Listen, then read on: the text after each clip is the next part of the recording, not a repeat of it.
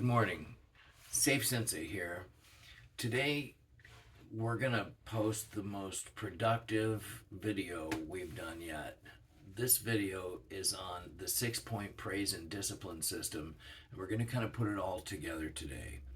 If you want your children to happily perform for you, if you want them to happily do the things you ask them to do, perform the tasks, not do the things you tell them not to do, and just learn how to be ladies and gentlemen as best as they possibly can. Take the negotiating, take the anger, take the frustration out of communicating to your children. The 6-point praise and discipline system is a key to communicating with kids at all ages and people in general. We're going to jump right in. Number one, when you talk to your children, so many times people will delegate a task and it's kind of offhanded or not serious. They'll be to the side and say, hey, can you pick up your socks, please? Number one, there's times to ask a child a question, and there's also times to tell them what you want. Think of the difference between that and look at them and saying, with a healthy touch on the shoulder, I want you to pick up your socks. You see, kids do things because they feel more than they think. And kids feel a lot. They don't feel that what mom and dad tell them to do is the easy way the first time. And the Safe Sensei 6-point praise and discipline system teaches them that what mom and dad say is the easy way the first time. So when you're docking with your child, you're shoulder to shoulder. Humans are predators. Our eyes are in the front, so we can gauge the distance to our prey, primarily speaking. And if you use a flashlight and you look out your back window at night and you see eyes looking at you, raccoons or whatever, it makes you feel something. So again, kids do things because they feel, not so much because they think, and we want them to feel that we're serious. So dock, it anchors their focus. This is especially important if the child has a focus challenge of any kind. So anchor their focus and dock, number one. Number two is simple but difficult. Dropping a bad habit seems simple, but sometimes it can be very difficult.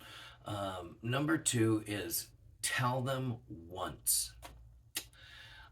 The reason parents today repeat themselves so much is because they want the child to understand 12 reasons not to run with scissors, when sometimes it should just be because I said so. Tell them once. The only reason to repeat yourself is if they didn't understand the concept.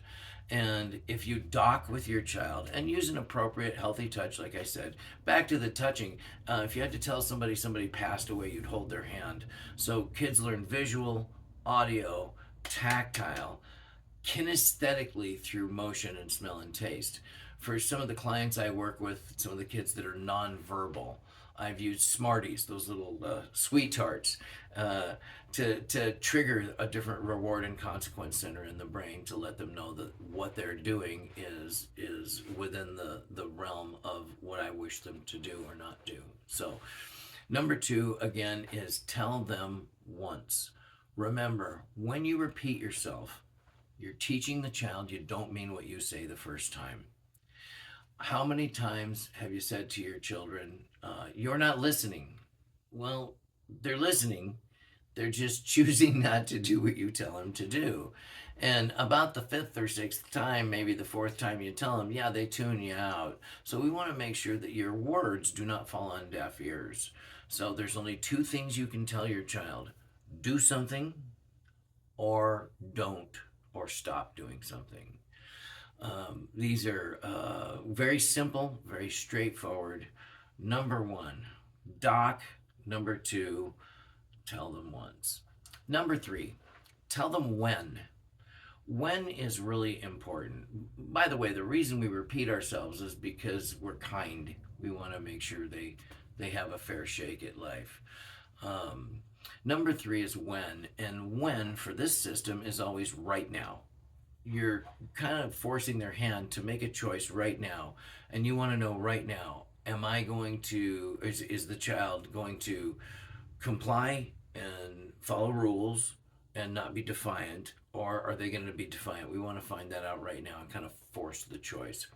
Let's say you're really tired and you came home from work, and you said to your child, you said, hey, can you please wash your hands sometime before dinner? I'm tired, just get it done. Well, what's your child going to do? They're going to think about it and they're going to put it off. What's that called? That's called procrastination. So, kind of by default, we just gave our child an education in procrastination.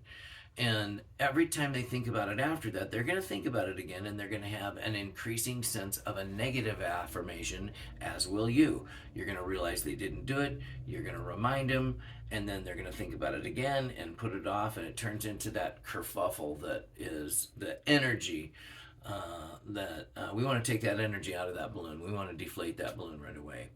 When I sign on new clients, I ask them on a scale of 1 to 10 in the past 60 days, how frustrated have you been when you're repeating yourself to your child and your child's not following through? And just last night, I had two separate families, both mom and dad say 10, we're done. And I asked them, I said, is there anything your child is going to do that really warrants a 10 level of frustration? They're like, no, there isn't, generally speaking.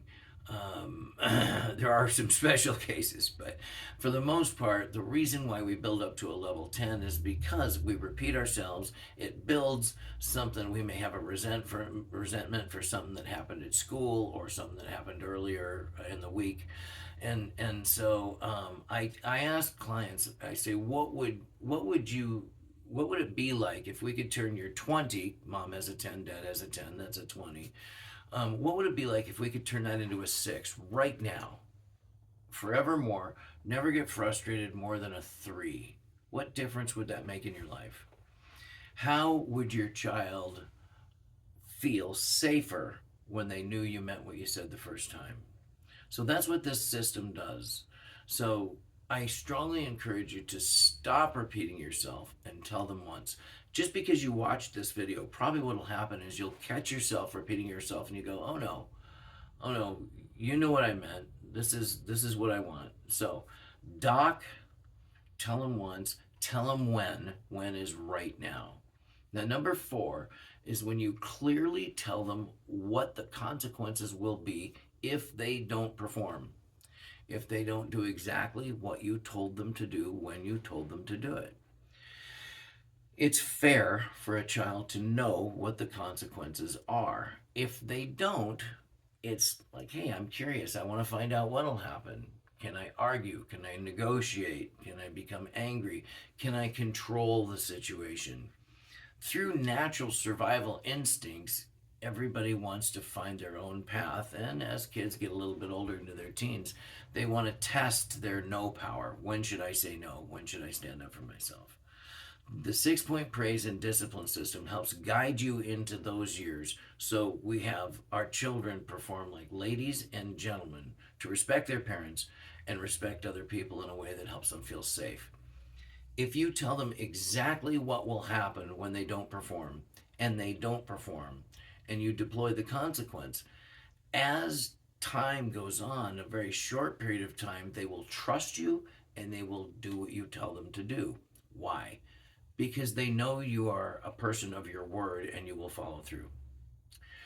On the other side, what parents do usually is they will tell a child, they'll pull a consequence out of the air that really wasn't well thought out, and they'll threaten the consequence a whole bunch of times, and then when they finally follow through with the consequence, they don't follow through all the way, or they don't follow through at all. This compels a child to not feel safe. It compels them to not do what you tell them to do because they don't trust your word. So with number 4, telling them what the consequence will be, it should come off of a very well-planned list of consequences. I believe in 2 lists, as I've deferred to in other videos. List number 1, things that are uncomfortable, and you can be as creative as you want. List number 2, takeaways. I believe in saying For instance, with my boys, they were young teens and they were walking down the mall messing around touching stuff, and I said, hey guys, I want you to keep your hands to yourself, not touch stuff, or I'm going to take away one of your shoes, make you walk down the mall with one darn shoe. One of my boys was like, cool, look what I could do with my sock, so that wasn't the best consequence for him. The other one was just angry, like he was having the worst experience of his life, because to him it would have been the worst thing in the world if one of his friends saw him walking down the mall with one shoe.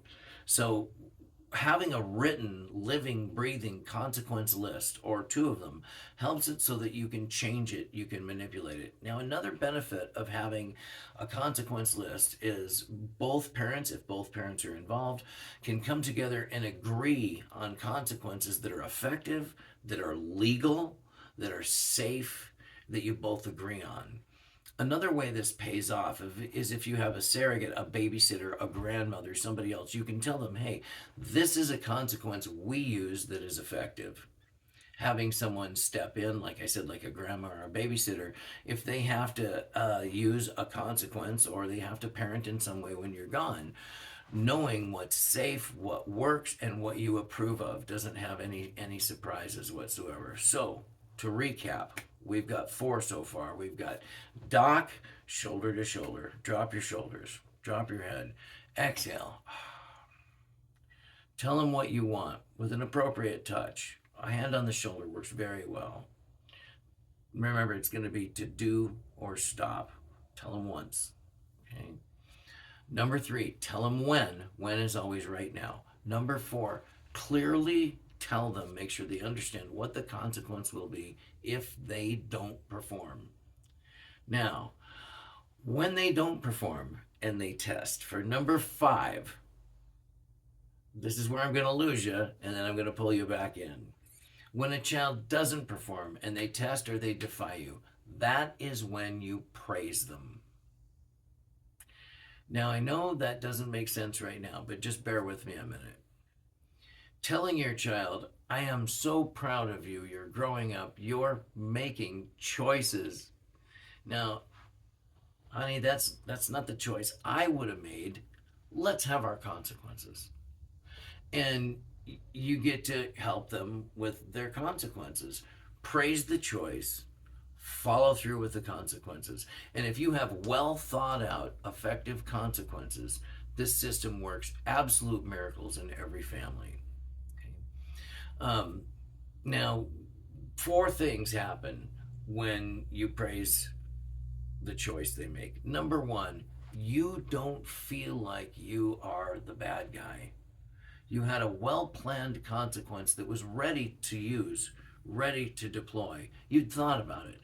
It wasn't something you pulled off out of the air when you were emotional. Number 2, the child doesn't have that sense that mom's big, I'm small, mom's right, I'm wrong, mom's the disciplinarian. It doesn't have that static in between with the frustration. Number 3, the child realizes that they have power over their own experience. And really, it's unrealistic to think that we'll always be with our children and always be able to help them. And 4, the most important thing, you get to stay connected to your child. Like you're helping them get stitches at the ER. You wouldn't be angry with your child if they were getting stitches at the ER. So we're talking about the mindset of having natural consequences rather than punishments. It's not punishment, it's natural consequences.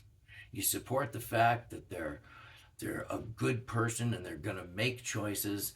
And let's say you used wall sits or push-up position or something that was uncomfortable for the tougher ADHD crowd. And you could say, hey, dad likes push-up position, or dad likes wall sits. Come on, buddy, I'll help you do them. Let's do them together. It doesn't diminish the feel or the power of the consequence, but you get to stay connected to your child in a way that with most discipline systems, with most punishment systems, when a child just goes off the rails and defies you, it keeps you connected to your child and it keeps your child connected to you. Number 6, deploy the consequence. And like I just said, you deploy it with understanding, you deploy it with love, you deploy it with just a little bit of emotion and concern and empathy, and you get to have the experience together. Number one, dock, appropriate touch. Number two, tell them once, stop repeating yourself. Number three, tell them when. When is always right now. Number four, clearly define what the consequence, what the experience will be if they decide to go against your wishes. Okay? If they understand what that consequence is, it's fair. It's not the unknown. Okay? Number five, when they defy you, or when they do what you tell them not to, or when they don't do what you tell them to, praise them. Praise is huge. This is the Safe Sensei 6-point praise and discipline system. It should be called probably the consequence system. But so when you praise your child in number five for making the choice, it keeps your frustration level down. You were expecting it.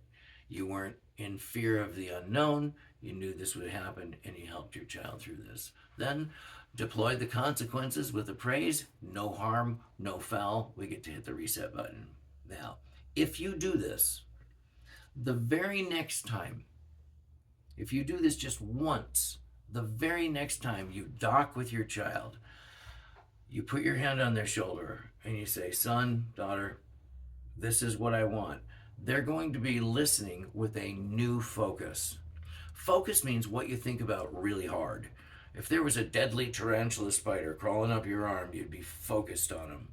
And I want your children to be able to focus on your words, remember what you say, value what you say, and know that it is important enough, if it is important enough for you to tell them what to do, it's important enough for them to listen hard and try as hard as they can to follow the parenting direction you give them.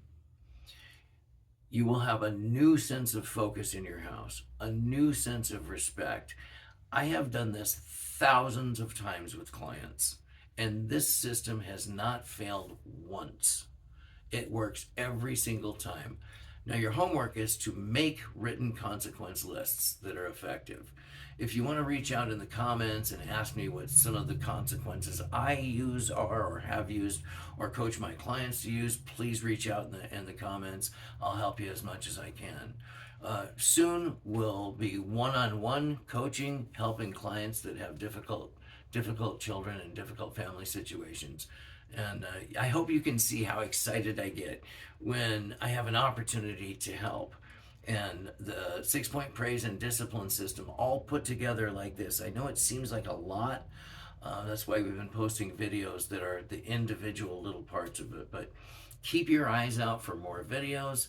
Keep tough, keep strong, and keep your emotions down when you parent. This system will do that. We're here to help you any way we can. Thanks for watching our video, and watch for our video next week. Happy Thanksgiving.